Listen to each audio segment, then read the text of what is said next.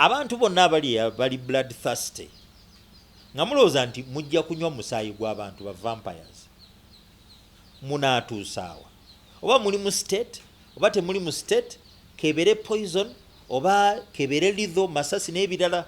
I think it's a high time tuvaluinga obulamu bw'abantu. Ngenda kwogera 1 nga munaddiini, 2 ng'omu ku baayogerwako, 3 nga munnayuganda alumirirwa eggwanga lyange era alaba nti tutuuse wala, 4 ng'omulwanirizi w'eddembe.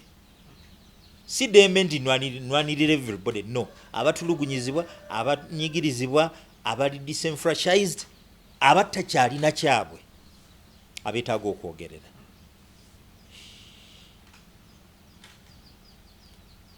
Emyaka gyetolodde ng'abantu battibwa. I remember Joan Kagezi yattibwa. Okuttibwa kwa Joan Kagezi circumstances zaaliwo yali addaka n'akyamako bwe mba seerabidde ndoza waliwo supermarket side ze Najeera. Emabega yali ayimiridde oba yali supermarket oba yali kisi kyajjukira naye yali alina kyagenda okugula. Si kigambibwa kikakafu ti Grace Akulo akulira CID yali amuvaako mabega. Era amasasi bwe gavuga Grace Akulo ne besikoti be kuba tatambula yekka baaliwo. Immediately Grace Akulo took charge of the scene of crime. Ne bagisecuringa, ne bagikodoninga. Joan Kagezi was murdered. Abaamutta tebaalabibwa. Be baakwata ne bateeka muki simanyi what happened. Many questions were raised. Omuntu eyamuli ku Lusegere after the first shot lwaki tebaasobola ku identifying abantu bano n'okufiringa back. Yali just within meters. How long did it take? Babazigu baakwatalirirwa. It is an unanswered case. Afande Felix Kaweesi bye tuzze tugoberera ennaku zino ku mitimbagano bitulaga naye yali mafiya yenga ye. Tira balina abantu bangi naye beyenyigiramu okutta paka lwe gyawunya nga bafunye disagreement. Singa obigoberera abaamutta bali part of the system. Ku mitimbagano kwebiri waliwo n'agamba nti yali musirikale wa poliisi eyadduka. Tubiwulira. Yakyo olaba kizibu nnyo kati okuzzaako Facebook wadde twagaleddeko kubanga munnange gwe mutima gw'abaava ababadde batandise okwavula nabo beekolere. Kakati abasiraamu mubalabye bazze battibwa. Batta abasiraamu ne bagamba abasiraamu be babatta ne bakwata abasiraamu ne babateeka munda. Bamaliza baba convicted for verbal terrorism. Omusango gwe nali siwulirangako ne ku penal code sigulabangako. Sheikh Kamoga munne Muluta n'abalala babavunana verbal terrorism. After years in jail bamala babakola kibabata. Jukira nti nga batambuza abantu abo kooti yafuuka ekizibu ennyo. Olwo babaleeta ba black abagyetooloola na biki byonna babawadde bbeera ate bazemu babakutte. It's a lot. Fracas zize zibeerawo.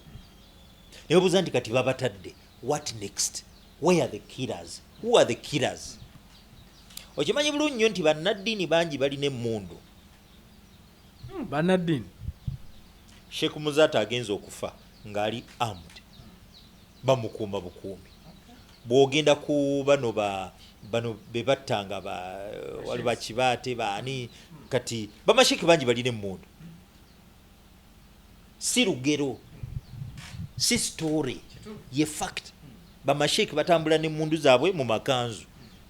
Batambula n'emmundu zaabwe mu mamotoka. Nebuuza munnaddiini Sheikh abeera atya n'emmundu? Genda kubasumba. Kakande tomanyi oba agency kyemukuuma, olabawo black, olabawo bibombolo, olabawo military, olabawo police ne police post. Kakande obuuza kati ono omuntu wa bulijjo mujaasi. Kayanja, Robert Kayanja Miracle Center. Omuzungu munnamawulire bamuyita David Jones yajja kuno nange yankolako interview. yafulumya story egenda oginoonye ku internet ega Bishop St.Moses young millionaire brother. Bishop St.Moses young millionaire's brother, young brother St.Moses millionaire young brother. It's heading eri wait. Kati ng'akola contrast. Ti Bishop St.Moses, Archbishop St.Moses, Archbishop of York's young millionaire brother. Archbishop of York St.Moses yali ayagala y'omu ku be balonda okusikira Church of England. Kakati yali avuganya ne munnendo ze oba Justin Welby. Ze yali Justin Welby. Naye Queen yasalawo okulondako oli n'atalonda St.Moses. Kati David Jones yajja kuno okola kubanga babazungu tebakuwanga tebannakwetolola yagenda Kayanja gye bamuzaala najja n'afuna story ya scandals ebisiyaga bya Pastor Kayanja kati n'agenda ku Miracle Center nga yagala tu cross check naye amubuuza yandika n'agandi wali weebuuza oba barracks oba kikubanga emundu eza buli kika weeziri era baamugana okulaba Kayanja genda story ogisome Kayanja weebuuza general ki kwegamba obulamu bwe buli as mysterious as ebisiyaga bye kubanga bukujja kufa ababimanyi naye abatabimanyi ddala omusajja ali ebisiyaga omusajja katumuyite general omanyi bagenda ne beetakako ebitima general mu by'omwoyo emmundu zaaki tomanyite ojjukira ono omusirikale yakuba retired Colonel Besigye Kamulali yani Gilbert alinaito bwana yali personal bodyguard wa Kayanja personal bodyguard era nga yakulira security detail ya Kayanja omusumba okubeera ne security detail eba yaki Katonda abaira luddawa has God become so incapable bujinga alina security detail system ire nayo omukumbi we akulira security ye mumanyi musirikale si musirikale ono nti wa mundu ne contact ye njirina mpuliriza sebo kakande senyonga kati bwotunula n'olaba nti bannaddiini bonna bali armed oba balina guards otandika okwebuuza what is happening. Archbishop Cyprian Kizito Lwanga lumu yagamba bannange naffe batuketta nti bafiirwa faaza naye faaza bagenda okumaliriza baba bali awo nizireta ab'emigemera wala ne baga tukimye ebintu byaffe nti biki timutuleke tuyitewo bagenda misenge bavaayo na mamundu faaza abeera atya n'emmundu nga kungulu ayambadde ekyambalo nga gwe gyogenda sonyiwa faaza nasobeza neneegomba omulala sonyiwa kitange nkomewo mu kkuba edduŋŋamu titi si bwate bwe yayimba kati wabanga asobola n'okuwaliza kwegamba titi gy'asobola okugenda agambe nti sonyiwa faaza ate faaza gwe yeenenyeza mukwasi wa mmundu tolaba nti ebintu biba bigayegaye. Okay, Bishop bamuziise bamukubidde emizinga 17 kyali kibaddewa mu nsi ki nga munnaddiini bamukubira emizinga yabadde state funeral. Come on, bamakodinze state funeral. ogenda kunsomesa njogera kyabaddewo. Hey, state funeral kitegeeza kuba mizinga. And why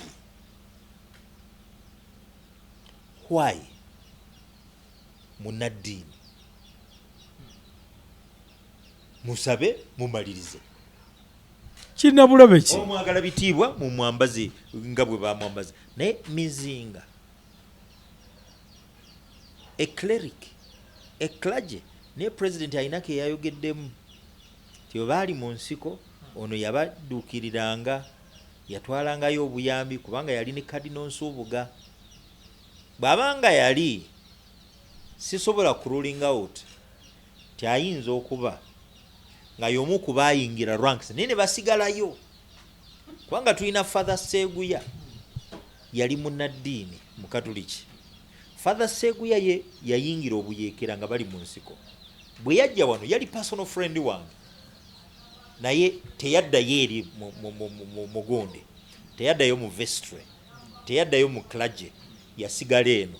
Kati ayinza okuba nga bwe bawamba yali muyeekera naye n'asalawo yeekweka eri nga ranks ze zibadde zijja zikula mpola nga ffe tetumanyi kubanga munnange omanyi bagenda omanyi ne mu budget eza government waliwo kye bayita classified budget.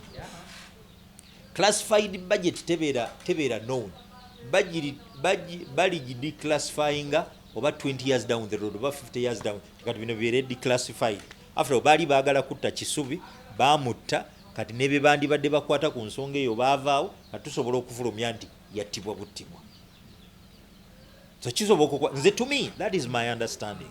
So gwe emizinga gino gyakuleetedde okulowooza nti wayinza okubaawo ekibaddewo nga tekimanyiddwa. Of course wekiba nti bannaddiini tekibangawo ko munnaddiini yenna kukubibwa mizinga. Genda omundeetere wadde obwongo bwange bufunda buli nange mbadde sikirabangako. Obwongo bwange bulinga omanyi twali tusoma tulina ka poem musajja Kapa Balungi Nsiiti edda yayitibwanga Muyaayo so no yayitako mu ssomero naye olw'obwongo bwe nga bufunda Kapa n'agobwa mu ssomero n'agenda mu babe mu Lusagazi. Omusomesa yamugamba nti Kapa nkugobye mu ssomero genda totegeera bigambo ebisale oba tonnaleeta olekayo. Obwongo bwange mpozi nga bufunda ngo bwa musajja Kapa Balungi Nsiiti naye bw'oba nga si bufunda nyinza okuba nga kinjogera kyandibaamu eggumba. Tebajja kubuulira tudde nti yali part of the militia. Oli kimanya later on gwe wali okimanyi nti Archbishop Janane Luumu yali muyeekera. 1977 bwe yali attibwa baamutta Amini bwe yali amutta bano baatugamba nti bamuttidde bwereere. Bwe bamala okuwamba ne bamubbulamu oluguudo Luumu Street 1979. 1986 Museveni bw'amala okuwamba atandika okwogera ku Janane Luumu ng'omuzira era yakola ennyo mu kugoba Amini. Emyaka ng'etaano emabega baagamba nedda tetujja kumukuza bukuza naye tumuwe n'olunaku lulamba public holiday Janane Luumu dde. Why? Era weeruli katolowooza bwe kiba nti Janane Luumu teyali bubeezi munnaddiini tebaamutta lwakubanga yali asoma nnyo Bayibuli, baamutta kubanga yenyigira mu lutalo olw'okuggyako gavumenti era kivula bamuyita hero si mata kuba omuntu tasobola muzira he's a hero.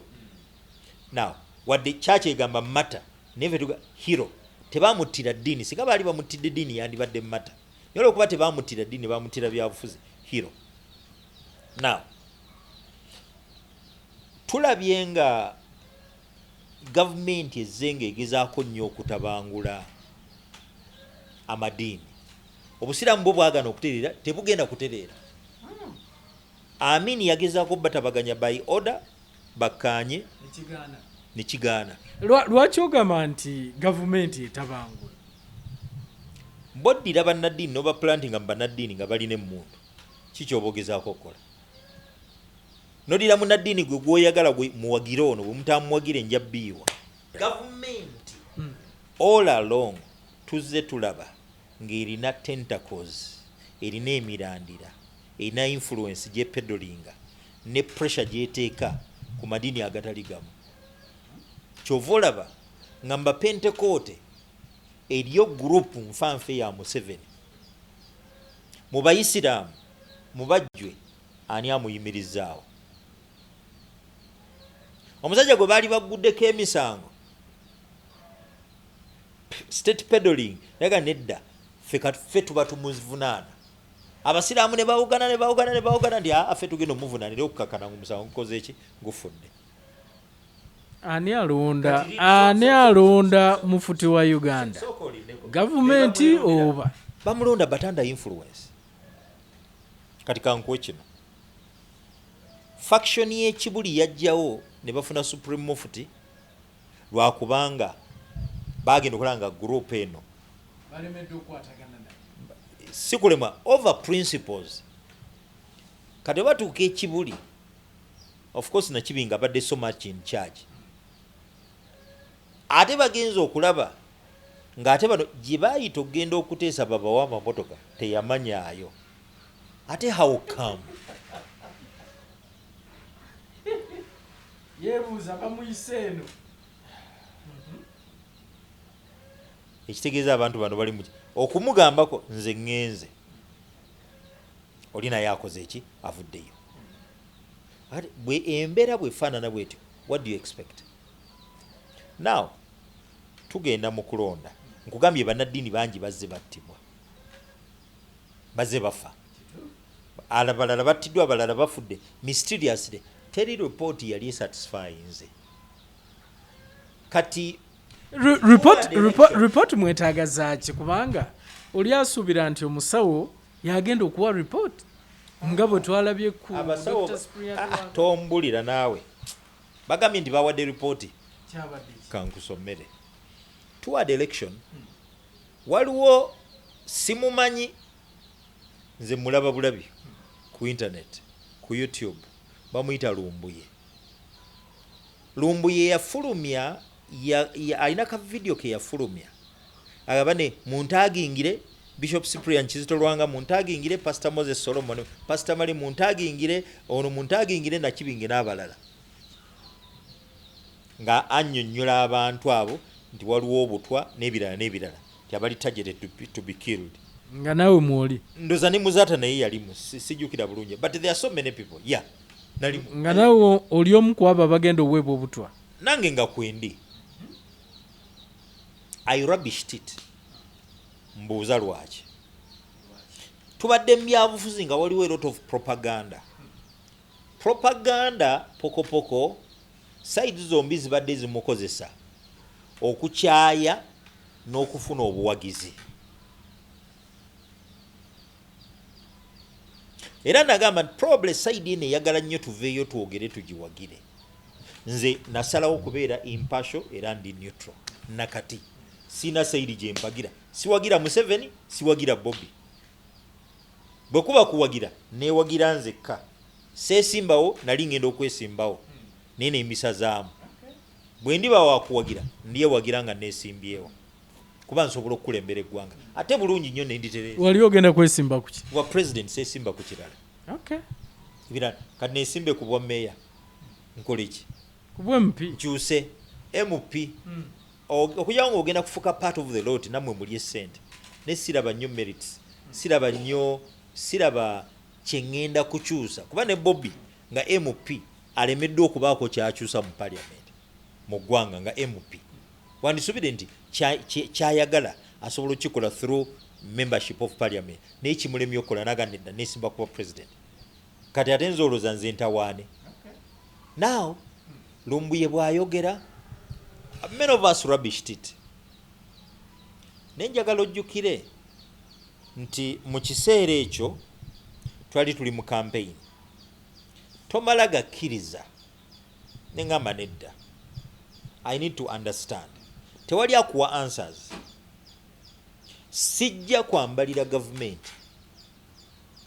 ku bintu bye sirinaako omutwe n'amagulu. Let them do that. So nensirika. Biro sawalala sakola ki.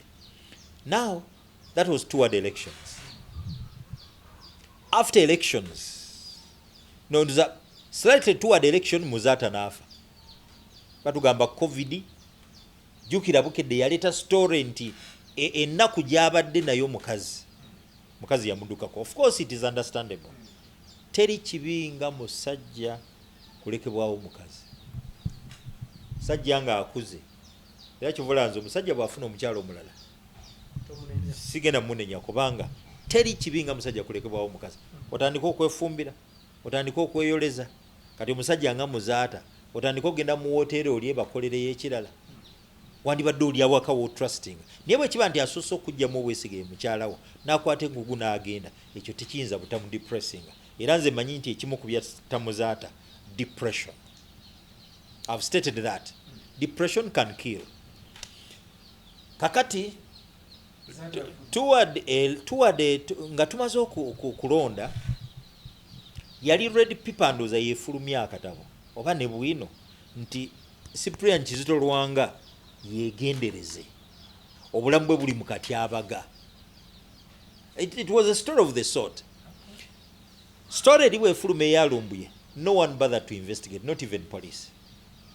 Actually kye baakola ennyo kwegamba nti lumbuye temumuwuliriza naye kyaddirira internet yali kuvaako ogundi ono bagijjako yonna then ne bazzaako ebirala naye ne basigala nga Facebook bagijjeko kubako abadde asinga okutambulira mu video bwobwo live. Kakati ekyo bwe kiggwa then lumbuye n'afulumya endala no nga tanagifulumya nga namawulire gafulumiza yali red paper loza ne bwino. Still police does not bother to investigate ti obulamu bwa kadino buli muki nejjukira bwa Archbishop Cyprian Kizito nejjukira ti emabegako Bishop Kizito yali yagugulana ne balooya byakolagana nabo ku ttaka nadduka ewa president babano banjiri obulamu bwange buli mu katyabaga. Still police would have taken it up nekola investigations balooya bayinza okuvaako mutawaana. Now all of a sudden Cyprian Kizito Lwanga atambudde mu kkubo ly'omusalaba agenza okwebaka tazuukuse. Batugamba nti buli lunaku yakeeranga ku makya n'asaba misa n'abantu babatono ennyo before going for the main service mu cathedral. That day misa teyasomebwa but at that time still tewaliwo kyafuluma nti afudde. Bagenda okutegeera nti afudde ku ssaawa around 9 am ng'obudde bugenze. What happened to that mass? Abantu aba bali responsible abamuli close babuuzibwa balyoke babuuze lwaki tebakirabirawo. Ayinza okwebaka n'atazuukuka bu message lwaki tebabuweereza n'ataddamu lwaki tebamulumba. Secondly, lwaki bwe yamala okufa the state took over so immediately. All those are questions. Now bafulumya alipoota. President bwe yali ekkololo yagamba kyannaku nnyo obulwadde bwe bwayogerako yagamba yali tabuwulirangako. Obulwadde obwayogerwako alipoota y'omusawo si gye baasoma. Father Kasibante Monsignori Kasibante tabeerangako musawo afulumye ripooti tiateekako signature ye. Ne munno omusawo simanyi yaani akulira ebyobujjanjabi mu Catholic Church naye tasobola kuba nti yafulumya ripooti. Akulira eddwaliro ly'Emmengo yasoma ripooti ye yagikola. Ye yakola alipoota. Alipoota yali omu ku abo baagikola Mulago kuba bw'ate bwe yayogera. Medically yagamba baagikolera Mulago nga kwali nga kuliko abafaatha abalondebwa ne family members. Kankwe kyotegeera obulungi ndoza ya business. Mu business tubeera ne accounts. Account ya banka teriiko ba signatories.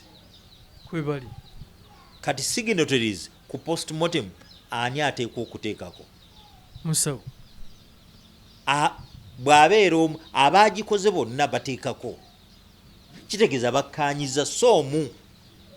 Wali olabye letterhead ebeera ku mutwe gw'ekkanisa kule. Wali olabye postmortem ebeera ku letterhead y'ekkanisa oba ku ya institution.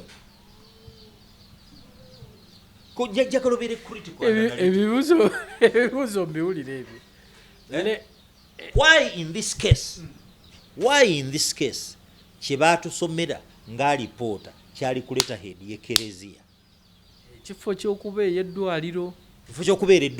Postmortem baagikolera Mulago. Abasawo baali bana. Dr. Byaruhanga yaliko. Gwe ku kye baasoma walabako omukono gwa Chief Police Surgeon Dr. Byaruhanga. Why? That's a question.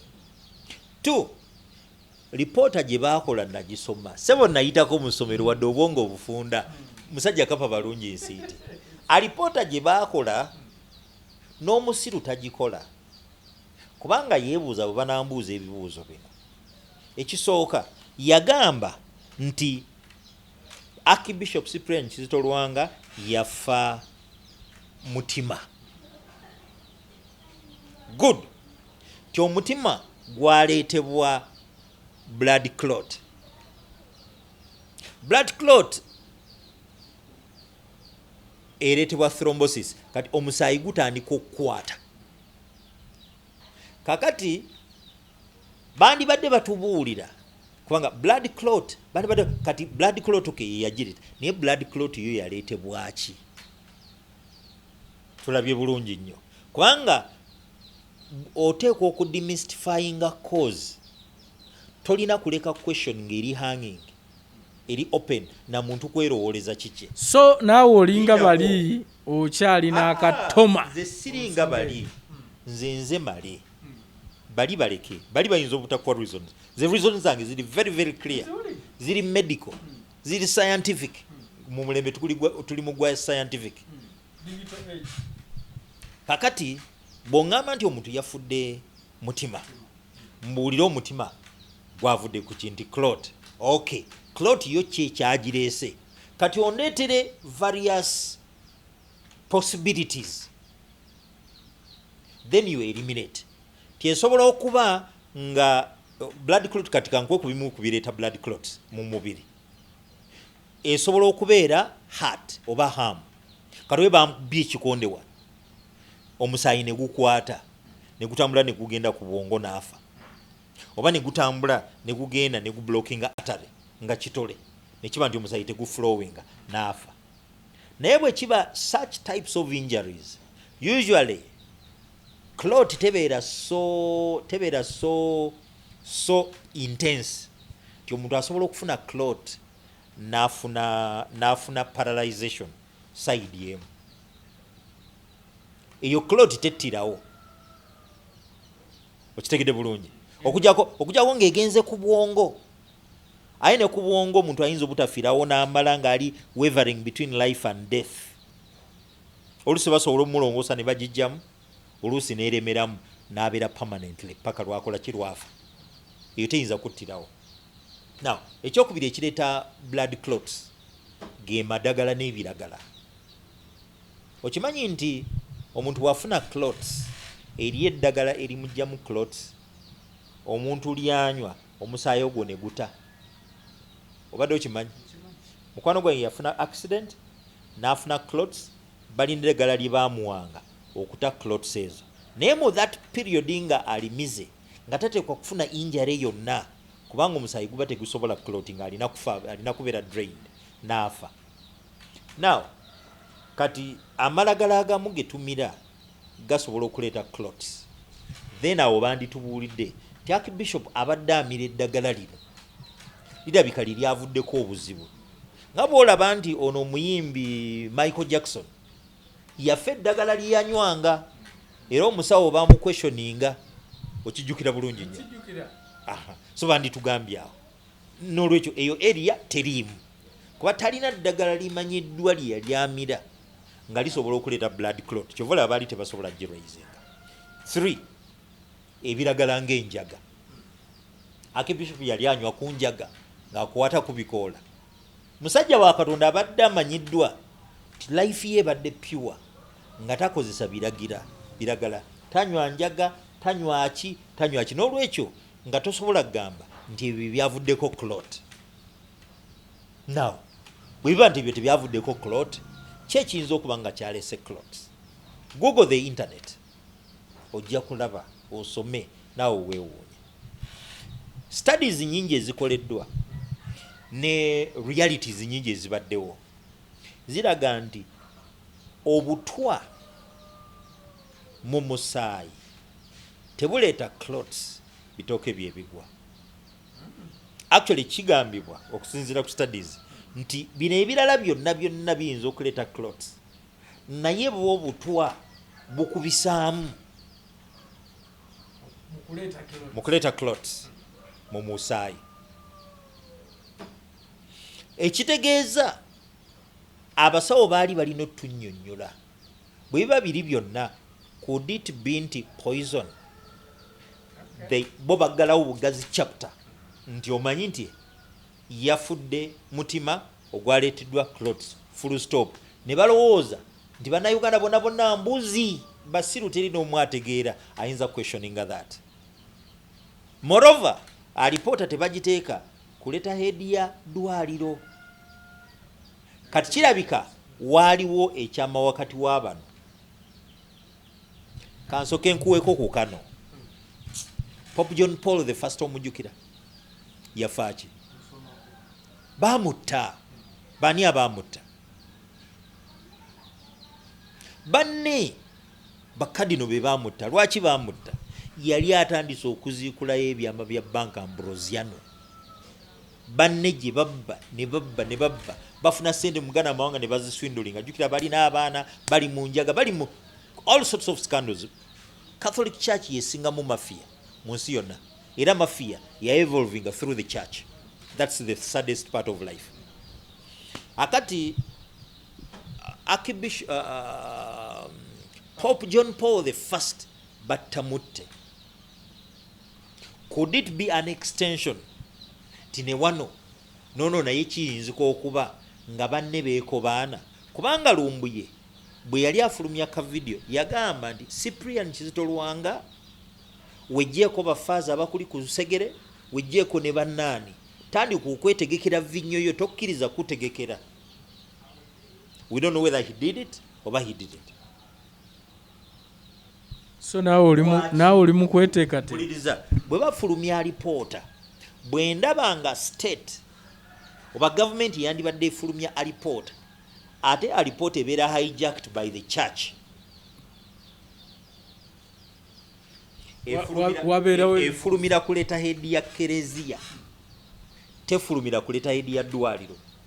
Era abasawo abaagikola nga mwe muli Dr. Byaruhanga alipoota gye baasoma bo bagyepena, tebaateekako mukono. Gye baateekako omukono gye baatusomera bano gwaliko emikono 2 kasiba nte n'oyo akulira ebyobujjanjabi. Why? President Museveni bwe yali Kololo yagamba nti abasawo bano naye balina okwongera omumatiza ate n'okumatiza abantu.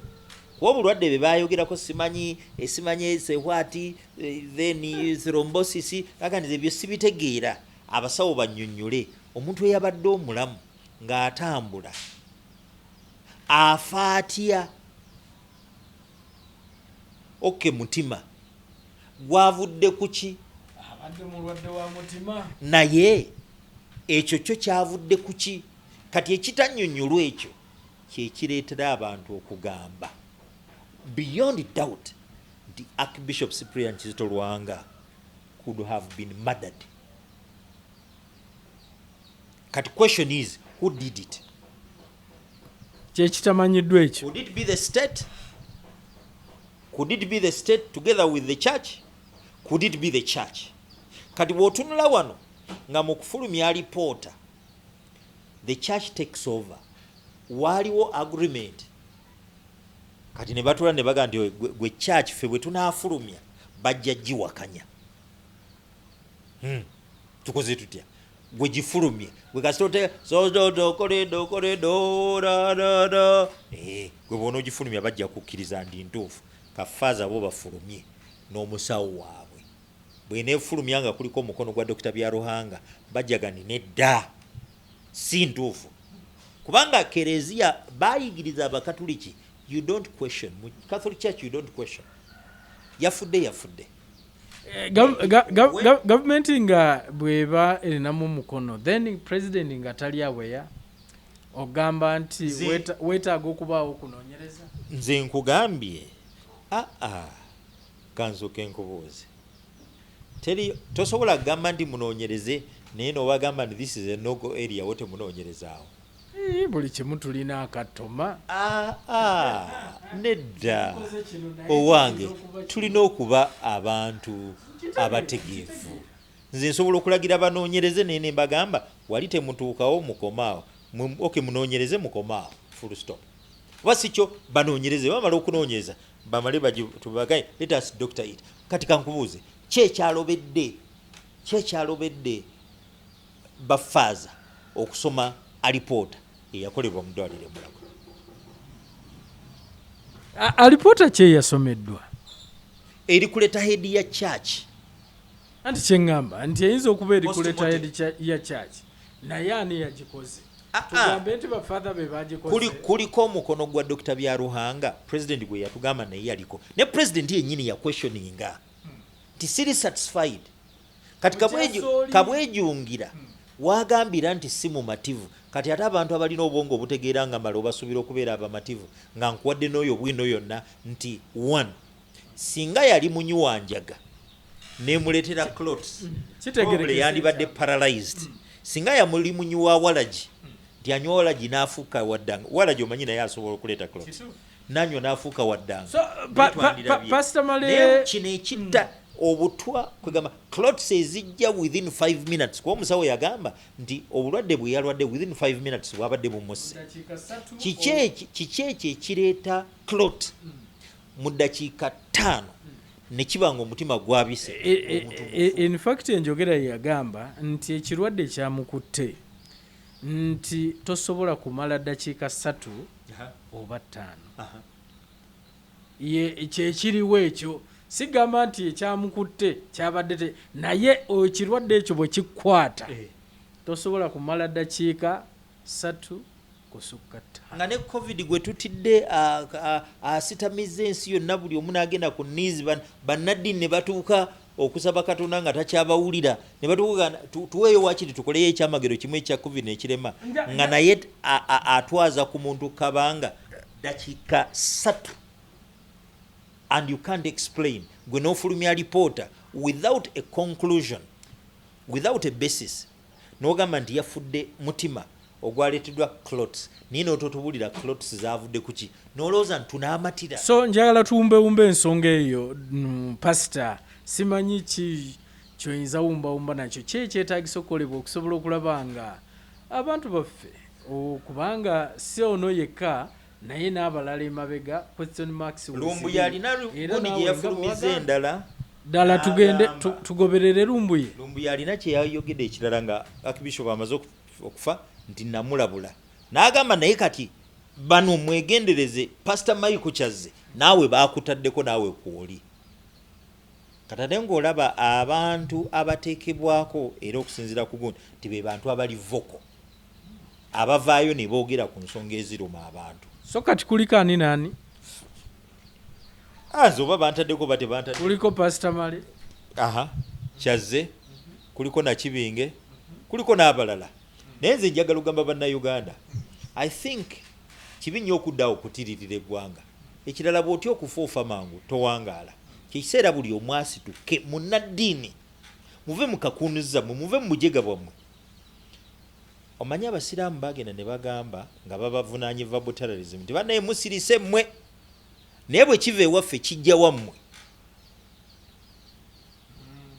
musirise naye bwe kiva ewaffe kijja omanyi muleme kubeera ng'obukadde obubiri bwali busiru ako kagero kaffe ndowooza n'abaganda mukalina obukadde bwali bubiri mwe bannaddiini abali eyo bwali bubiri nga busula mu nnyumba egi bweyiganya okuggala oluggi genda okuggalawo sijja kuggalawo genda okuggalawo sijja kuggalawo genda omutuukirira mutuukirira ki ate abalala bali mukutya kati empologoma nejja netwala akamu twala mpola naye toyisa mu biro byange bwemala okkalya kanira kaali kasiru tekaggala luggi ne kadda mu tulo ne kafuluuta wampologoma enjala eddamu okumuluma ejjukira ndi wasigaddeyo akakadde akalala nejja nako neekewalula lwa busiru tekaggala luggi kati bannaddiini abali eyo kyekiseera tuggale oluggi ffenna nga tufuka ekitole eki when it comes to matters of human life omulokole yogerera omusiraamu omulokole yogerera omukatuliki omukatuliki yogerera omulokole omukatuliki yogerera omwangilikani omwangilikani yogerera omulokole yogerera omusiraamu ate yogerera atalina ddiini, yogerera omuntu owa wansi. If at all it is the state involved, ejja kutya. If it is a group eri eyo erowooza nti bwenetta abantu eneekyayisa gavumenti nejja kutuuka ekiseera nti bwe banaagimanya erekeraawo. Kubanga look, it is two way. Bwe nkulaze Archbishop, could be it was the church involved, not even the state. Kubanga church wetuukira okufulumya a reporter, not the state. Awo ebibuuzo bingi. Oba si kyo, the state ne church baatabagana ne bajjawo ono. Nakyo kisoboka. Kisoboka okuba nga yeefiiridde bulwadde bwe. Naye bulwadde kyobwo obutta omuntu mu dakiika 3. Olw'okuba alipoota tekitulaga, tesobola tumatiza kati. Ne bakola postmortem endala kati. Batugambe nti kati tuzudde nti kloti zaava yanywa amafuta. Era tebajja tumatiza. Ani yagamuwa? Yagagula wa kusawa meka petrol station. They are not going to satisfy us. So that is past. Naye nze nsubira nti kati ekiseera kituuse. Buli omu aveeyo. Tubeere kitoli. Tuleme kufaanana bukadde buli. Ni bwe twala kana akamu. Tuleme kweyibala nti akalala tebaakole kiti baakatwale. Kubanga bwe tunaasirika kitegeeza ntukkiriza batwale nga bwe baagala. Kiruma nnyo okulaba nti omuntu abadde avuddeyo ayogerera abantu kubiruma ate agenda mu ngeri efaanana bwetyo. Si ekyo kyokka. To me every life matters. Kebereyo kisubi. You do a very very good job. Without you nandibadde sikola mulimu gwe nkola. But you make me relevant nga nina platform ne njogera ate abantu ne bayiga. Ate n'ekirala, this is my appeal. Abantu bonna bali bloodthirsty. Nga mulowooza nti mujja kunywa musaayi gw'abantu ba vampires. Munaatuusaawa. Oba muli mu state, oba temuli mu state, kebere poison, oba kebere litho, masasi n'ebirala. I think it's a high time tuvaluwenga obulamu bw'abantu. Obulamu bunaakomawo okugenda. Kubanga twagala okukyusa ebyobufuzi. Oba twagala okufuna. Ye kambuuze, Yesu yabuuza, omuntu kiri mugasa ki okulya ensi yonna n'agimalawo naye n'asubwa obulamu bwe?